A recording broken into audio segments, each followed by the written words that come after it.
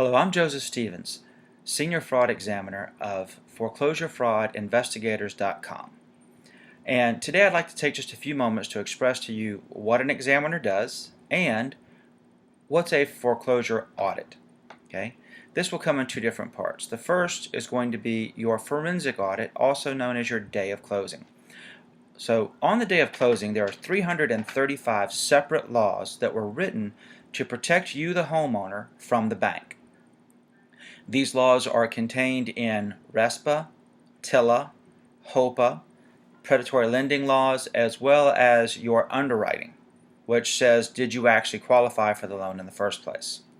So what we do with a forensic audit is to take your complete packet of closing documents that you received from the title company on the day of closing or from your title lawyer, and to go through these line by line, check them against those 335 separate laws, and to find all the places where the bank broke the law against you. Yes, they actually did that. In these things, we're going to start by looking at, did you qualify for the loan in the beginning? How predatory was that loan? When they built the loan, when they put it together, did they put you in a bad situation? In other words, 100% loan to value with a 43% debt to income ratio with a 3-year prepayment penalty, an adjustable rate, all of these different things that put you at a specific disadvantage from the beginning and left little or no way for you to get back out. So once we've compiled this, we put it into an audit.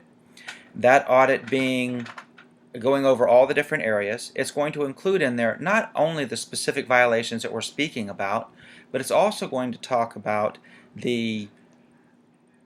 where this happened. So let's say it was within the truth in lending audit.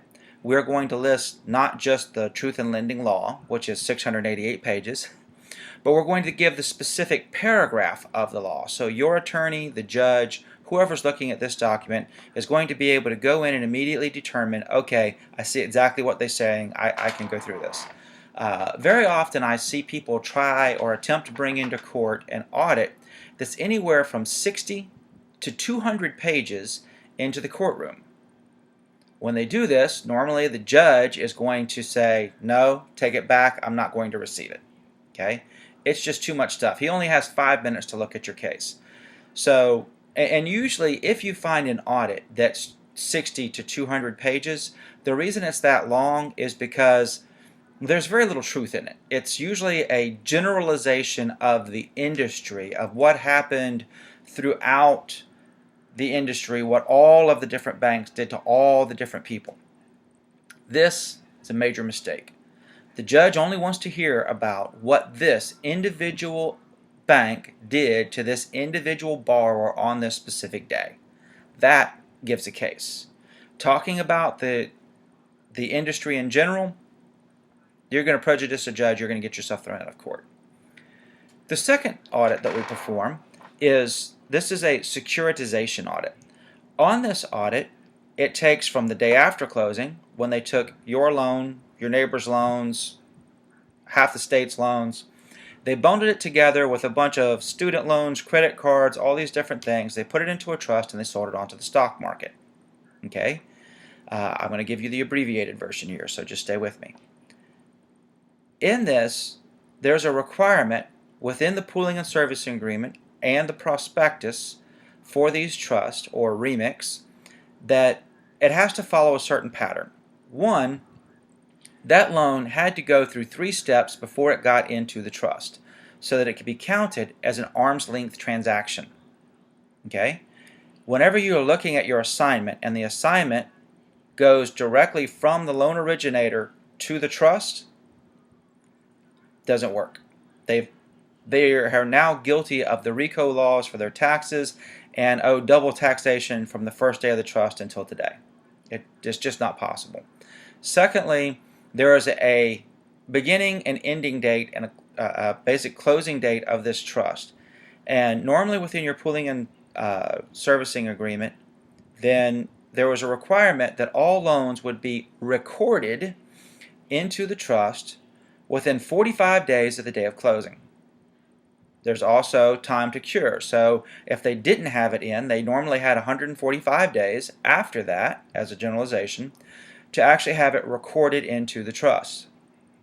Whenever we find these documents where you have it, where it's endorsed in blank from the originator to whoever, okay, that does not meet the requirements of the pooling and servicing agreement and the prospectus. They clearly state that the loan must be an arm's length transaction. It must be assigned and have the endorsements for the different parties, starting at the originator, going through the different steps to get to the to the trust. So if the requirement is A, B, C, D, and E, and then you find that the assignment was from A to E, obviously B, C, and D got left out. If they got left out, it was not an arm's length transaction. If it's not an arm's length transaction, it's not legally in the trust. They are not the owner, so this lender who is pursuing you does not represent them. Okay, this is very basic. We also, while we're going through this process, we're going to look at your robo-signers. We're going to look for false signatures. We're going to look for wrong dates. We will be looking at your notaries. Was that a legitimate notary? Often we can do this by just contacting the state, getting a copy of that specific notary's signature page, comparing it to those on the documents. And when you see things that are so obvious, like in the original signature it was done left-handed and the one on your page is right-handed, it kind of tells you that this is the wrong person. But there are many other discrepancies as well. The biggest things that you want to look at is timelines, who was involved, how did it happen. There are many different arguments about, was MERS involved, is this the original note, all of these different things. Where these are all good arguments, it's very difficult to get any sitting judge to take them seriously, mainly because he just doesn't understand. These arguments are truly above him. They're over his head. He has his 30, 40 years of sitting on the bench dealing with foreclosure and bankruptcy cases, that in these cases they were primarily uncontested. Mr. Homeowner, are you making your payments? No. Okay, you don't pay, you don't stay, have a nice day. Now we're doing something different. At this point in time, we're actually bringing evidence to a case, which is something that these judges with 30 years experience have never seen before, and because they've never seen it, it's very difficult for them to understand. So if you start trying to lay out a very heavy, deep, and detailed explanation, you're going to lose his interest. He's going to want to walk away. Okay? You need to keep everything as basic and straightforward as possible. When you make a statement, make the statement clearly. Okay? Don't try to give a 10-mile explanation. Your Honor, the plaintiff has no standing in this case. They are not the owner of the note. Okay? This is the highest argument. So if you're at the beginning of your foreclosure process, you've taken your forensic audit. This is going to allow you for your affirmative defenses. Normally, if it's a 30 or 15-year fixed, you're going to find anywhere from 8 to 14 federal violations. If it was a adjustable rate mortgage of any type, you're going to find anywhere from 16 to 25 different federal violations, as well as the findings of the securitization audit, which says they are not the owner. And in making that statement, usually there's like 6 different ways that affects it. Okay, so it's not just one matter. One of the concerns that we have in entering with the securitization only is often a judge that lacks understanding will look at this one issue and say, well, it's just one thing. They just made a mistake. They just didn't do this one thing, so we're going to let them correct it and go on. It's not that big. Really what it amounts to is someone has taken your mortgage hostage, and they're holding your house as a hostage, and they're demanding payment from you. Okay? They're not the rightful owner, and because they're not the rightful owner, this is basically they're breaking the law. They're holding your property hostage and demanding payment that is not rightfully theirs. So In these cases, we want to be able to make this clear statement. If there was already a summary judgment, then you would use the securitization to quash that judgment and also undo or set aside the default so that you can go back and amend your initial answer to put in your affirmative defenses along with the securitization stating that they don't have standing. This should prevent them from ever again being able to get a summary judgment and force them into having an evidentiary trial. Now, the banks by and large do not want to go into an evidentiary trial. This is kind of like kryptonite to the bank, because if you are coming in and it's very clear that you are prepared, that you've already put everything together, that you have all your ducks in a row, you have an expert on your side as well as your attorney, they know that this is going to be a very difficult run for them. So in many cases, they will either just drop the case completely or seek to settle with you.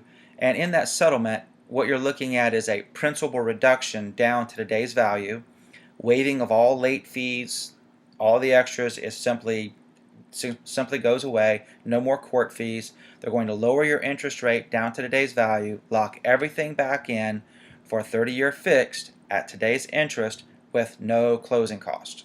It's not a refi. Okay?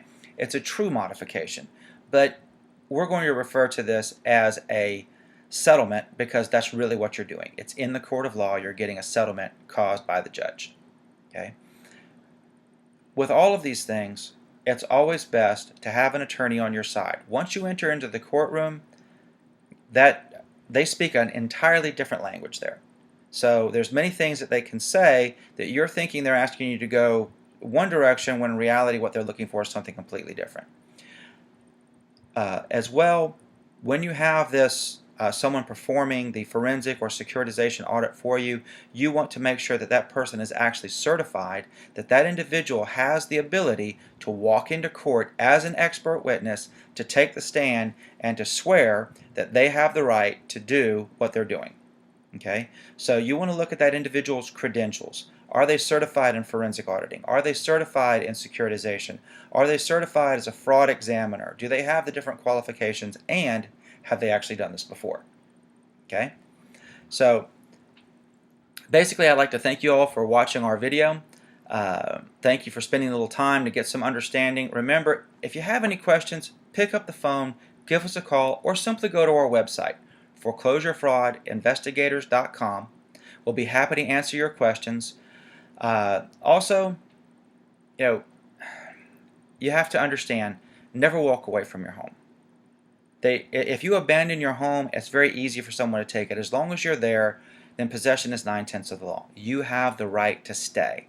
The bank is trying to steal what is yours. And over 90% of the case, they cannot prove that they are the true owner of your loan. So take a deep breath, get some help. Let's work this out. All right? God bless. Have a great day. Look forward to talking to you soon.